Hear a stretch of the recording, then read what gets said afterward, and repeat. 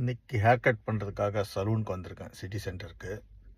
இங்கே ஹேர் கட்டுக்கு என்ன காஸ்ட் ஆகுது, அது எவ்வளோ நேரம் எடுக்கிறாங்க, அவங்களுக்கு எவ்வளோ சேல்ரி, இதை பற்றி இப்போ பார்ப்போம் இந்த வீடியோவில்.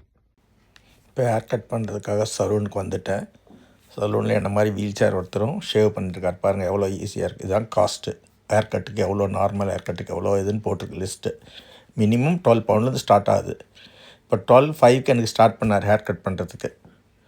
ஸோ இந்த டைம்லேருந்து எனக்கு முடிக்கிறதுக்கு most of saloons run by English இல்லை, நம்ம யூரோப்பியன்ஸு மற்றது ஏஷியன்ஸ் தான் ரன் பண்ணுறாங்க. ஏன்னா இங்கிலீஷால் இந்த காஸ்ட்டு கொடுக்க முடியாது.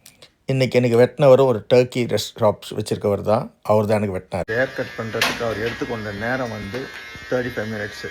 35 மினிட்ஸ்க்கு bills, rates, electric, cost of the labour எல்லாம் சேர்ந்தால் அவங்களால என்ன சொல்லணும், செல்ஃப் எம்ப்ளாயில் இருந்தால் கூட பண்ண முடியும் இந்த பிஸ்னஸை, இல்லைன்னா பண்ண முடியாது.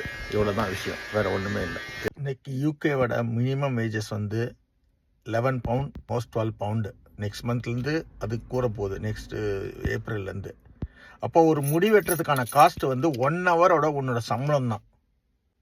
ஸோ அதை பெருசாக பேசக்கூடாது. நம்ம யூகேல இருக்கோம், இந்தியாவில் இல்லை, ஏஷியாவில் இல்லை. சம்பளத்துக்கு ஏற்ற வாழ்க்கை இங்கே அதிகமாக கிடைக்குது. நம்ம இருக்கிறது யூகே.